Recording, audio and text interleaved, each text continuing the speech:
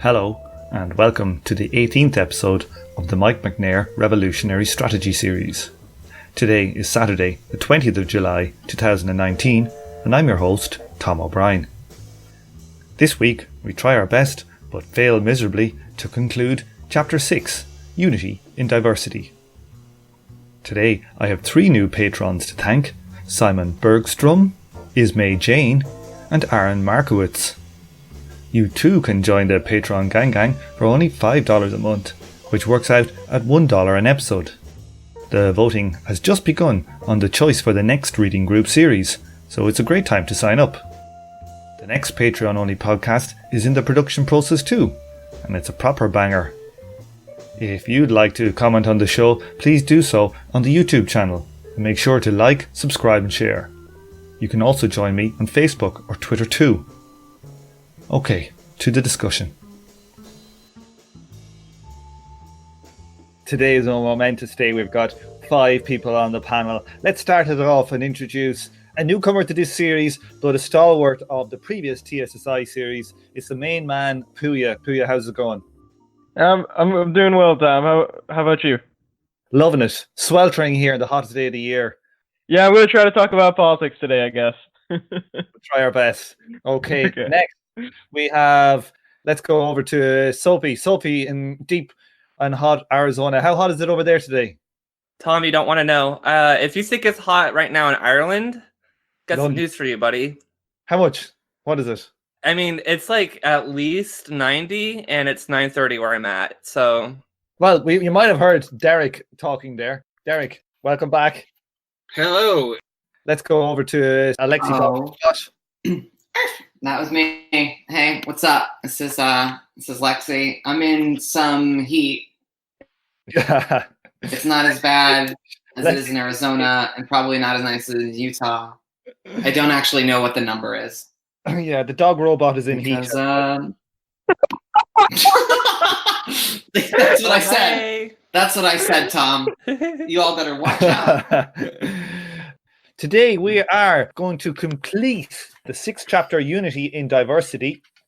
Lexi, give us a go there and tell us what the first half of the chapter was all about. Okay, this was about the United Front. The problem essentially of once you break away from the right wing of social democracy, how do you engage in common campaigns? Because there's still an objective need for the working class to wield its potential for unity, despite the fact that its political expression is fragmented. Cool. So now he's going to talk about this problem of unity and what are the contradictions involved in it. So let's have a read of this little bit here. Maybe I'll start it off. The working class objectively needs united action and united organizations. This flows from its underlying nature as a class. We saw this point already in Chapter 1. The proletariat is the whole class dependent on the wage fund, not just the workers who happen to be currently employed, let alone any particular sector, such as industrial workers. Lacking property in the major means of production, workers need to organize collective action in order to defend their interests. That unity is strength is therefore the elemental and indispensable basis of workers' organization. But this need encounters 2 contradictions. The first is that both capital and the working class are international in character. A central statement in the 1864 inaugural address of the First International is still unqualifiedly true today. Past experience has shown how disregarded that bond of brotherhood which ought to exist between the workmen of different countries and incite them to stand firmly by each other in all their struggles for emancipation will be chastised by the common discomfiture of their incoherent efforts. Okay, who's going to translate that last sentence? Let's hand it over to Derick. Basically, that the immediate contradictions within national interest are going to add contradictory tensions within the working class, and thus there'll be pressures to disregard, the similarities between, say, the workers of the United States and the workers of, say, Guatemala. It makes all the efforts kind of incoherent because, let's say, for example, that you convince people that restricting immigration is actually in the local proletariat's best interest, and in the short run, it may seem to be. in doing so, you will be pitting elements of the proletariat against itself because A, parts of the proletariat had come over from other countries in the first place. B, it's not in every sector's equal interest to actually have strong immigration limits or strong tariffs. And C, capital is going to move transnationally anyway. And as soon as you do that, it's going to go to another country. And if you try to restrict that in any significant means, you're going to end up in all kinds of problems of capitalist autarky, which usually leads to rapid impoverishment because of an acceleration of the decline of the rate of profits. The way I like to think of this is that the post-war class compromise, the racist, sexist class compact, nationalist class compact in the United States that, set up redlining and set up all kinds of things, that there was a real short-term objective interest for like a great section of the American working class. And you might even say there was a medium term, like great interest in doing so because their kids lived well. Then their grandkids are fucked.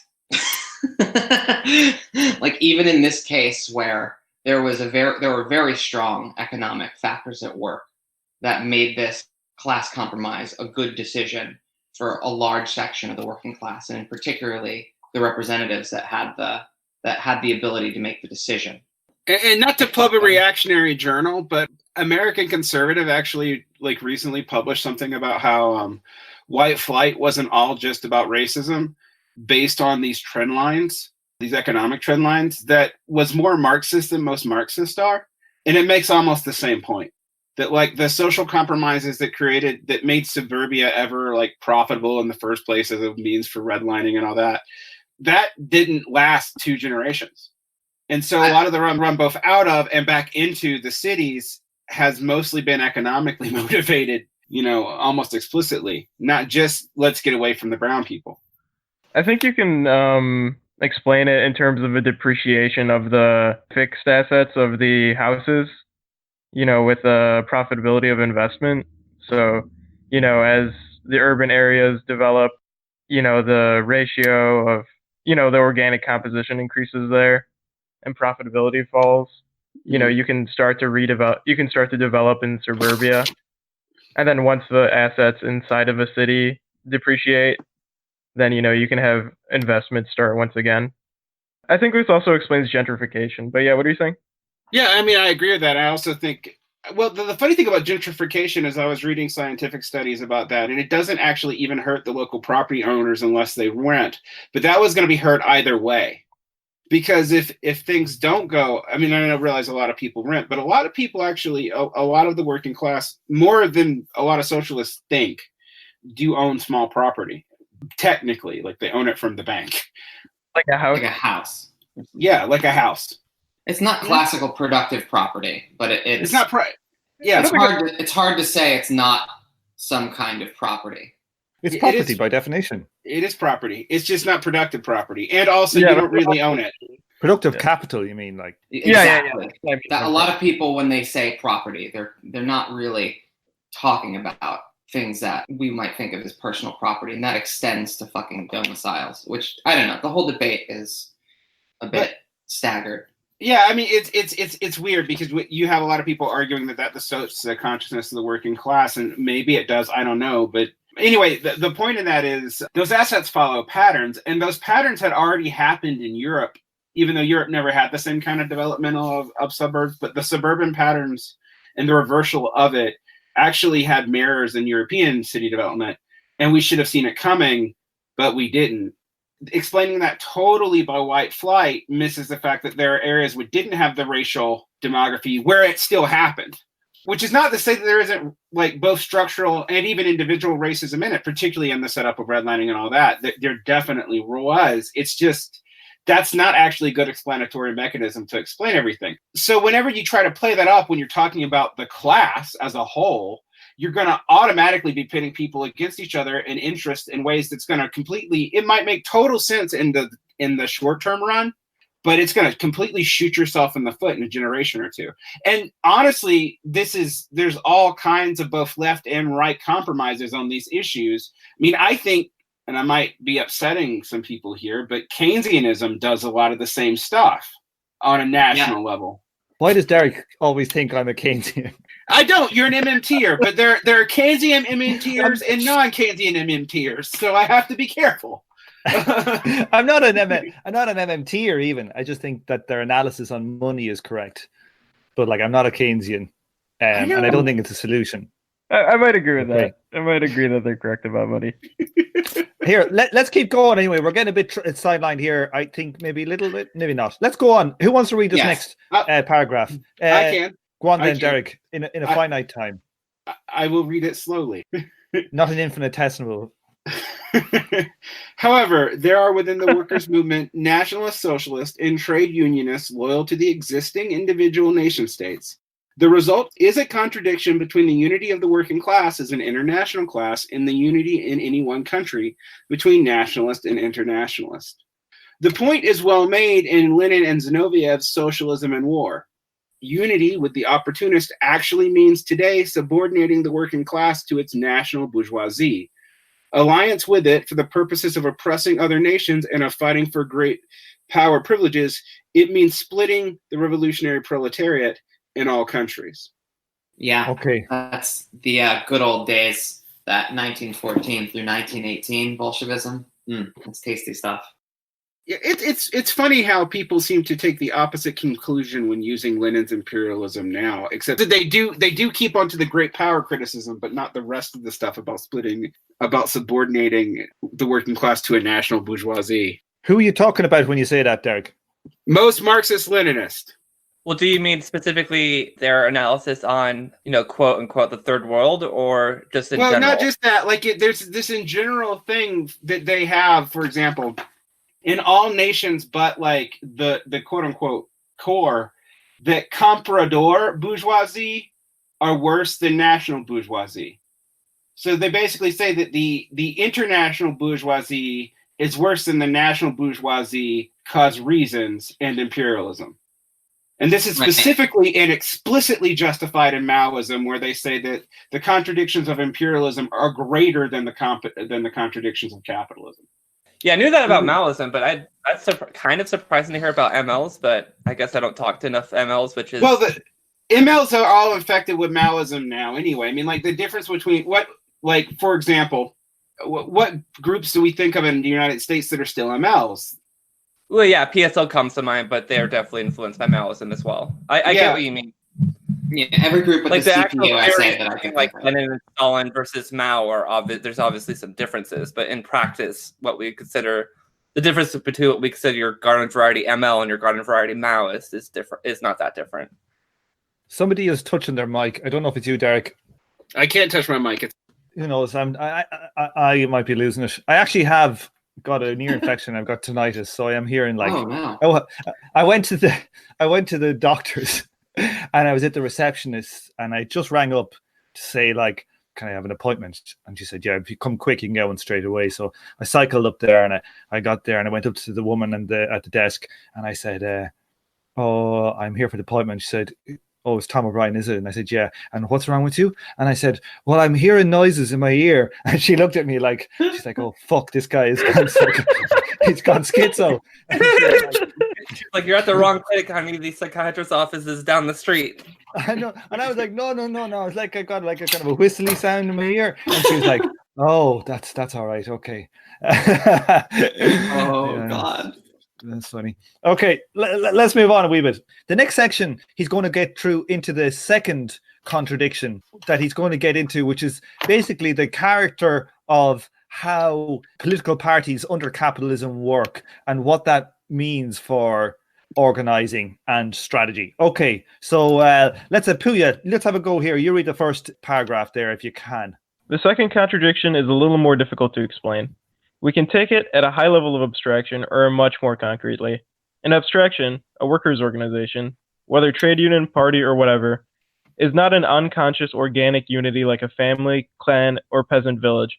It is a consciously created unity which grows out of, negates/preserves the individualism of modern capitalist society. In this aspect, it foreshadows a future freely associated producers of socialism. But to be consciously created unity, it must inherently be a unity in diversity, an agreement to unite for partial common ends while recognizing the diverse individual opinions and wills.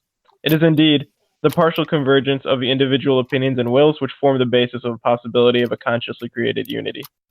So I'm reading actually Marx's Critique of Politics, Gary Teeple's book, and he's going into some of the Marx's early works, and this sounds like it's directly taken out of that book. It's quite Hegelian in his language here.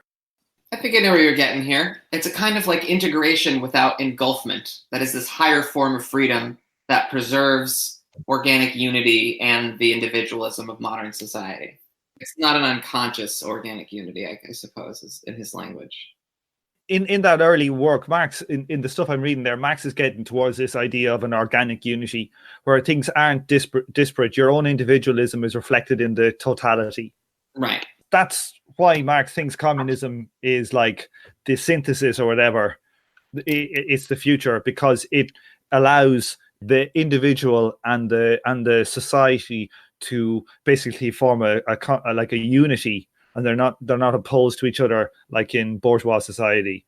Let's keep going. Like, all of this stuff is pretty good. I think this is very good analysis. How about Sophie? Do you want to take these 2 paragraphs? Sure. This dialectic of individual and consciously creative collective necessarily entails the possibility of collectives within the collective where, as is inevitable, there come to be disagreements within the larger collective. At the level of the concrete, a workers' organization of any size and geographical extent cannot run under capitalism on the basis of a pure distinction of tasks from meeting to meeting among members who do them in their free time. In the first place, the capitalists simply do not give workers enough free time except in the form of pauperizing and demoralizing unemployment. In the second place, though we seek to make everyone a worker leader, worker manager, or worker intellectual, synonyms, call them what you will, in fact, our ability under capitalism to overcome the petty proprietor intelligentsia monopoly of education and managerial administrative skills is limited. In practice, we have to have full-timers, and these are neither members of the intelligentsia managerial middle class, petty proprietors of intellectual property by background, or, if they organize as workers, become intelligentsia by training as full-timers.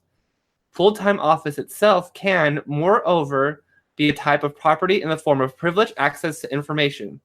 These 3 paragraphs really stood out to me when I read, because it reminds me a lot of like my experience in organizing, especially with like anarchists, and he kind of gets more into like a critique of anarchism a little later. With any kind of working class organization, regardless of like what ideology, this is a dynamic that's really hard to control for. And I think it's what you can extrapolate from this is kind of how the dialectic of like the individual and the collective, how that's kind of like foreshadowing the future society.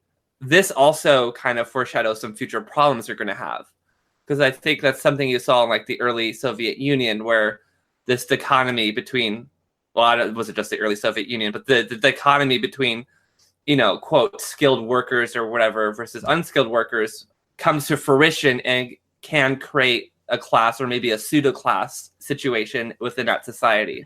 And so we have like a mini microcosm of this, but what actually makes it worse in a capitalist society is that capitalism supports these divisions. It kind of feeds into that, if that makes any sense. And so he's highlighting like a really huge problem and contradiction within workers' organizations. And they don't stop when you get out of quote unquote capitalist societies either. I mean, that's one of the great debates between like all the different theories of the Soviet Union's collapse, which was hinted at the beginning, that you still had all this technical expertises, and there really was kind of a new class around that. What I fail to understand, though, and you peeps can help inform me on this, how are these contradictions dealt with by the ideological allegiances that he's talking about? Because they seem fundamentally different. What do you mean by that? Well, the whole left, right, center orientation of the various communist movements, not workers' movements here, doesn't really deal with this question in any meaningful sense. McNair, even though he's coming from this Leninist background, has a respect for the councilists and the council communists because their emphasis on undermining this dynamic, their hypersensitivity to the idea that organizational assets are part of class. Yeah, I don't know how I feel about this. Like, he's talking about intelligentsia as a class. I don't know if I really like that, because like, this is my professor Is he a petty proprietor because he knows some differential equations? I It's don't. I don't really think so. it's not necessarily. I guess when I said skill earlier, and I used scare quotes with that, but even then, like that's not really the proper way to conceptualize it. What can potentially make somebody who's part of the intelligentsia, middle class or petite bourgeois, or petty proprietor or whatever, is They sell their books. yeah, like rents basically. Yeah. You could even like I do streaming, right? And so even that is kind of like a form of that in a sense. It's like a renting out of entertainment. Although obviously I'm not making pretty proprietor money doing that, but you get the gist of it, right? Well, I mean, Yeah, and I also not think just- a portion not just- of your income goes to whatever streaming service you have, right? yeah, But but that's I true. think That's the true in point- any situation. I mean, like that's even true for like classical capitalists. They lose stuff to other capitalists. I mean, like this is a problem, and it's a problem in Marxist class analysis in general, where you want to say, well, professors and stuff are wage earners. Ipso facto, they are proletarian. Except they do kind of have the capacity to reproduce what they do without the wage through a system of complicated rents. What is that exactly? So if just given lessons, IP, you can go directly with this. I mean, technically what we're doing right now is petty proprietorship. I mean, and saying that it's not because, Google takes some fees or does advertising is also be saying like, because the internet takes advertising for Google, they don't count either. It doesn't work.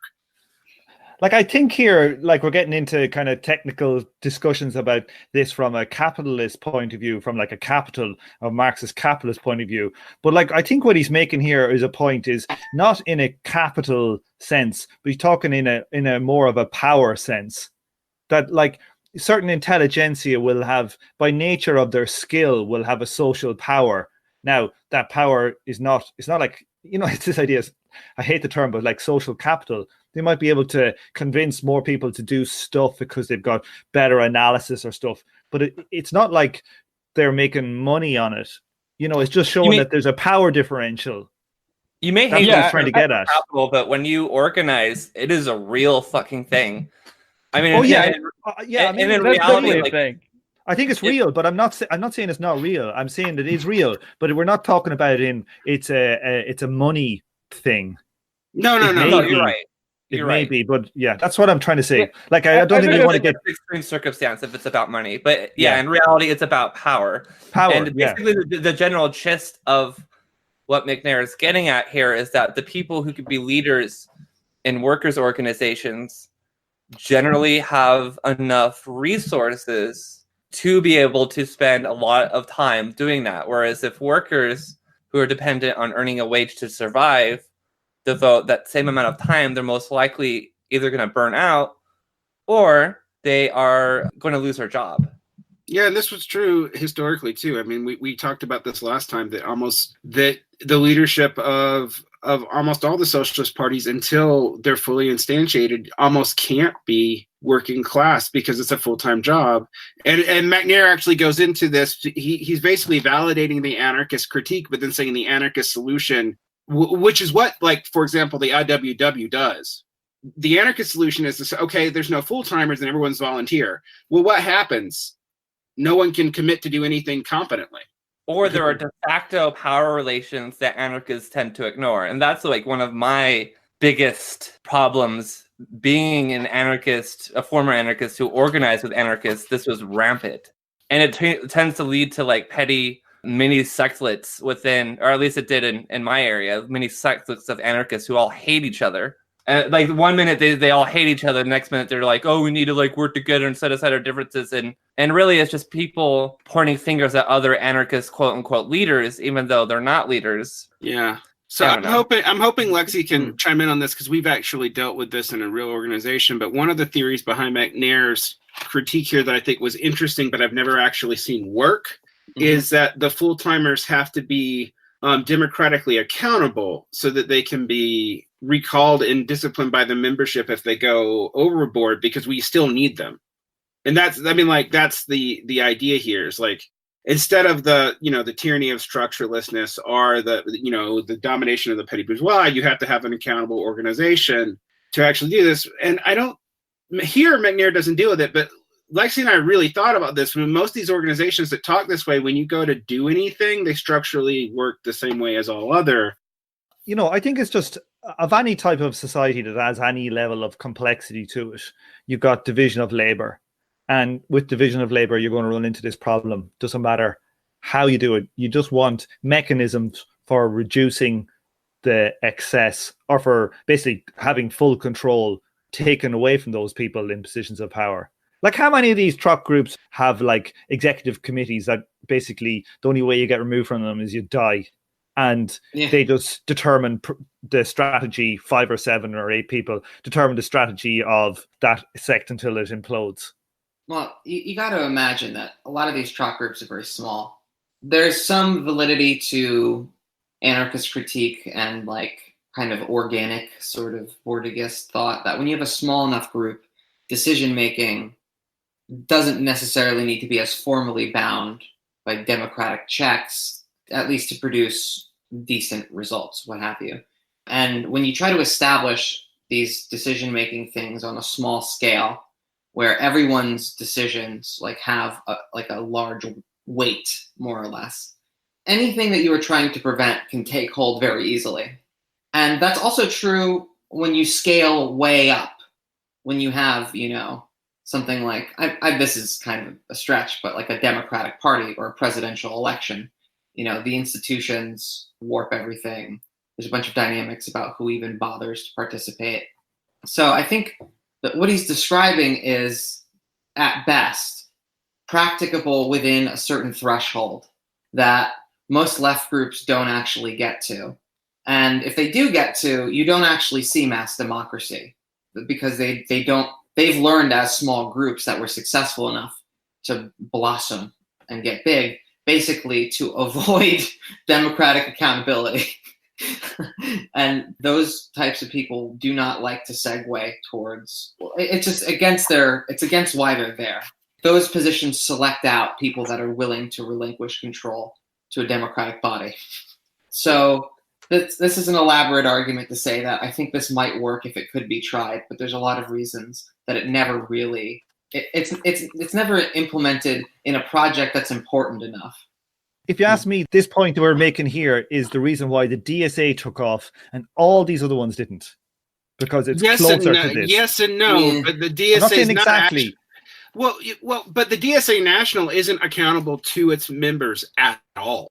It's not. Yeah, but think about what happens when somebody you're sitting in the middle of Tallahassee or somewhere, and you want to be a socialist, and you say, "Oh, let me check out my DSA chapter," and you go there, and people aren't like iron discipline MLs or whatever. The people are just like going, "Yeah, I kind of like Bernie or this, that, and the other," and it kind of feels right, and that's why it grows. It does until it doesn't. Yeah, here's the difference, though, Tom. I've actually been to these meetings.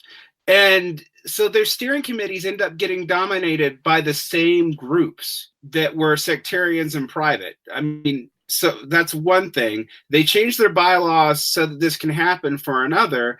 And on the third thing, the National Committee is remarkably stable, remarkably unaccountable. It's very hard for any one group to unseat any of those people.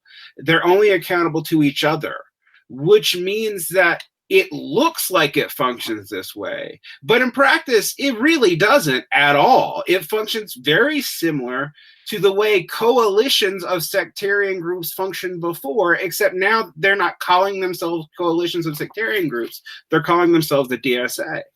No, fair enough. But I totally take those critiques on point. But I'm talking about like why it bloomed. Well, yeah, I think so. But then there's also the oppositionist to Trump element to why it bloomed, which does complicate that. Yeah, it's probably a mix of these factors. But like, why did they all go there than the PSL or some other ISO also, or something? The DSA is much more right wing than a communist party. Not the American Communist Party. Yeah, the American communists are actually they were Bernie's unrealistic. We have to support Hillary in the primary. Yeah, that's true. It's to the left. I mean, like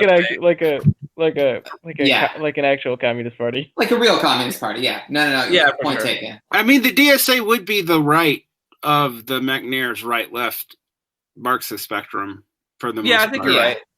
Just to kind of give like another counter example to like the DSA in Redneck Revolt, there was this kind of an attempt at this, but the key difference is that because Redneck Revolt was, while it was nominally non-sectarian, it was in practice an anarchist organization.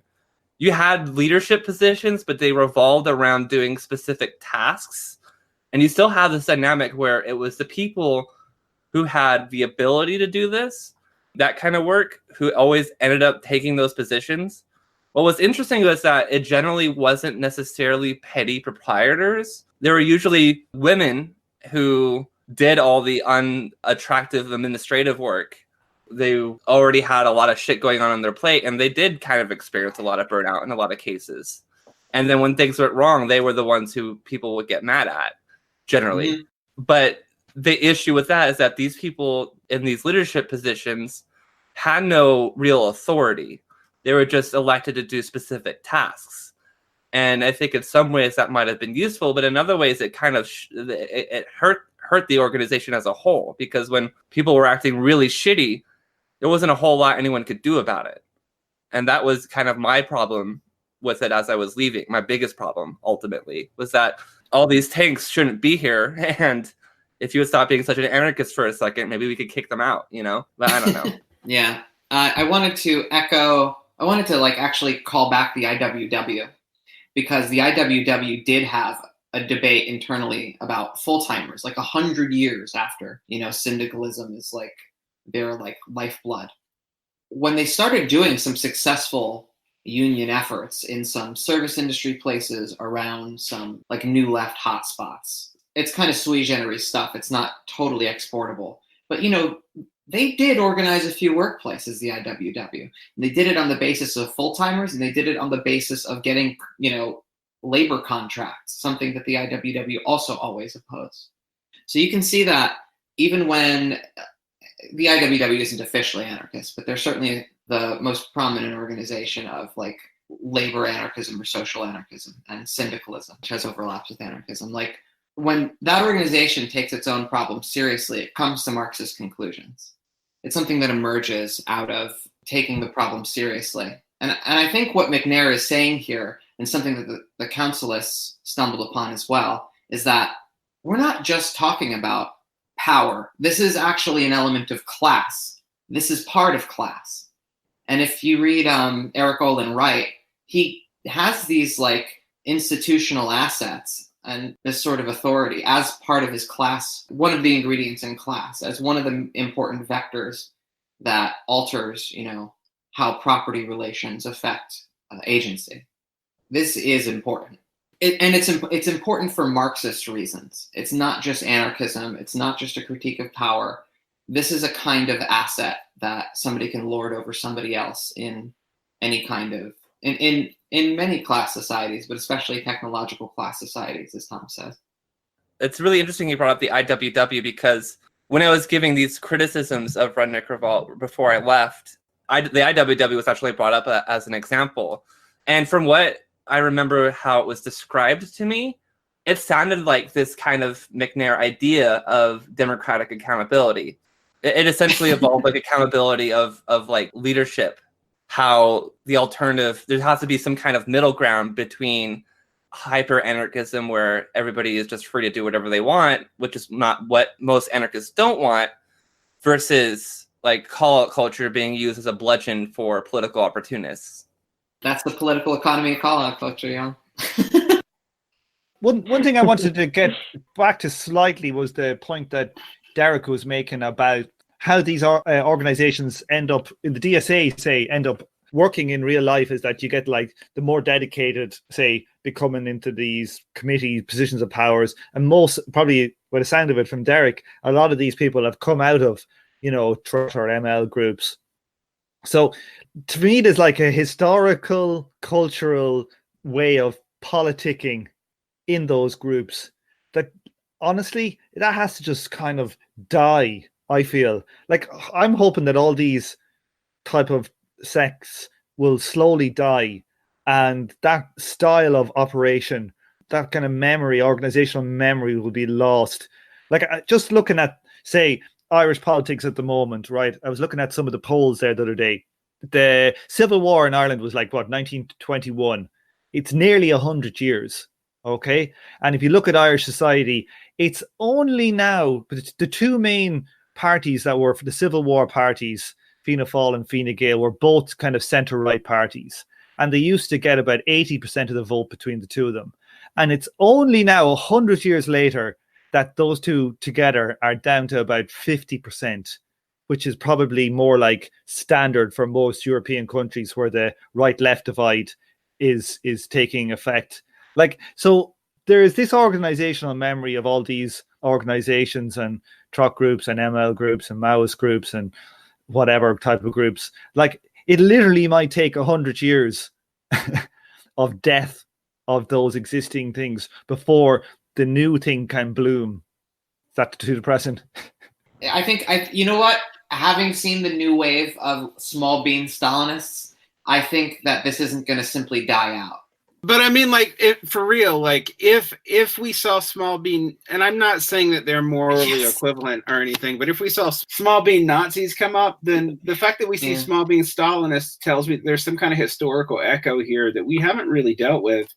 And I mean, I am going to just point out that ML-friendly media, while there's less of it, is kind of popular right now amongst leftoids, including within the DSA itself. Yes, it's true, because people have gotten lost in history again, and so they've faced, the Kautskyists and the Mensheviks, and so where do they turn? Right, but they want to stay in the Kautskyists and Menshevik groups is what I don't understand. So you what media are you talking about? Marxist Center. What media? All right, what media? Go and look at Patreon downloads for Socialist Podcast, and you will see that the largest Patreon base outside of the professionally produced ones out of New York is Revolutionary Left Radio. Now, that is not just a Marxist-Leninist podcast. I don't want to disparage it in that way, but it is the most uncritical and most kind to them. And it is the largest second-tier podcast on the left right now. First tier is all professionally produced, mostly out of New York or tied to magazines. It's like Majority Report, Michael Brooks, Chapo, and all that. Right. But the second tier podcast, which are the people in like the 500 to 1,000 Patreons, and you're going to multiply their listenership by a factor of 10. And I mean, I know that because I work for a podcast that's in that tier. That's the largest one right now. So there's not as many, though. I mean, this is the other thing. There, as far as the other left-wing podcasts, there's like 50,000 ranging from Leftcom all the way to normal Democratic Socialist to various trot groups have their podcast. And there's like only a couple of ML ones, so it might be a function of concentration, but it's a real thing. And a lot of the groups that were designed, who weren't designed by MLs. I mean, one of the funniest things in history, you mentioned the PSL. They have erased their own history as a Trotskyist party. I mean, that's like something that everybody who's been in this game kind of knows, and nobody knows from right now. The SWP, the official organ of the Fourth International, did the same thing in the United States under Sam Marcy. Yeah. Wow, I didn't know this. That's crazy. The PSL and the WWP are descended from that explicitly. And one of the things that got me worried about this book, honestly, when I read it, I brought it up several times, is that McNair thought that the Marcyites were one of the best forms of Trotskyism. And it was under the auspices of their willingness to try to bridge the gap with other forms. And their descendants in the United States are what now? Well, it doesn't think they're the only best. I mean, honestly, he mentions two groups, the Sparts and the Marcyites. And the Sparts are the most sectarian and also most anti-imperial, but they're the most sectarian group. And then the Marcyites tried to bridge. They basically had this theory that most of the divisions that separated Stalinists from Trotskyists were no longer applicable after the 1970s. And so reaching out to Maoists and then to other MLs would be a way to like re-bridge, get everybody back into the same tent. And more importantly, in some ways, to the theoretical reasons for this are a little bit vague to me, but it started off with the defense of Cuba and then started spreading. So first we needed to defend Cuba. Then we needed to make a common allegiance with other post-1968 forms of socialism, many of which were anti-revisionist or ML. So we need to make concessions because those distinctions don't matter, particularly when fighting U.S. imperialism, because U.S. imperialism is the most important issue. And so like critical military support for, say, North Korea became critical support for North Korea, became just support for North Korea. And the core of the leadership of these Marxist-descended parties actually erased their historical relevance to Trotskyism and embraced the they literally took 1940s Communist Party propaganda, anti-revisionist propaganda, and made it their educational program. Think about who these people were reacting to, right? There's a kind of Trotskyism that tends towards social democratic reform, a sort of humanist Trotskyism. And unfortunately, Max Shachtman, who was a great Trotskyist at one point, drifts in this direction to the point where he effectively supports the Vietnam War, right? He supports the Vietnam War, enters the SPA, and is effectively the reason why the SPA dissolved, creating the precursor to the DSA and the current SPUSA. Right. And so these are the trots that the new atheists evolved from. Yeah, and a couple of them actually became explicit neocons. Only one or two of them that tendency tends to be exaggerated, but it did happen. So they're responding to that. Now, what McNair says, and this seems to come out in the early 2000s in relationship to him doing this in the 90s, and there's a background to his own group here. The CPGBP Provisional Committee, PCI. PCC? PCC. Committee. Yeah. PCP? Anyway, PCP. Whatever. What is PCP?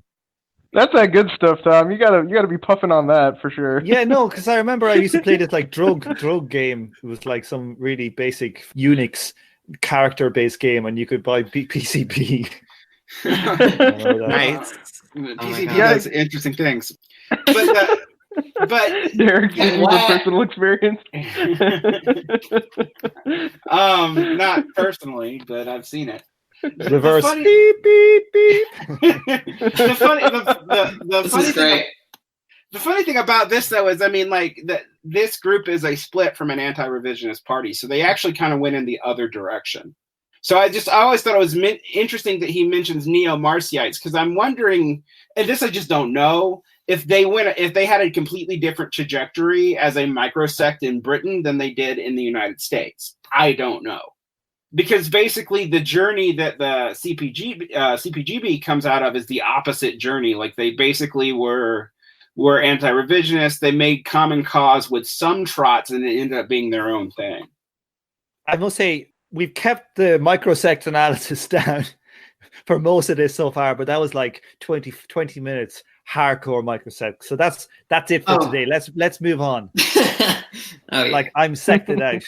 I feel you, but anyway, so that's a history of American Trotskyism. Yeah, I wanted to start a podcast called "The Joy of Sex," but it's already been taken. Well, you should, you should do. We should do more. So Swampside has been leaving that aside. We should do more Joy of Sex. I would love to do that.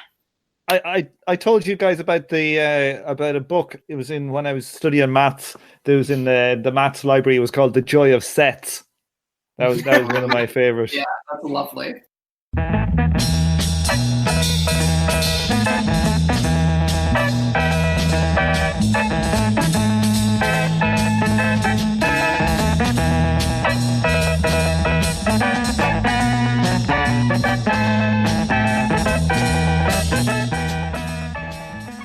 On this episode, you heard the theme tune "The Order of the Pharaonic Jesters" and "The Night of the Purple Moon" by Sun Ra and his orchestra. Thank you for listening, and please join me for the next episode of From Alpha to Omega.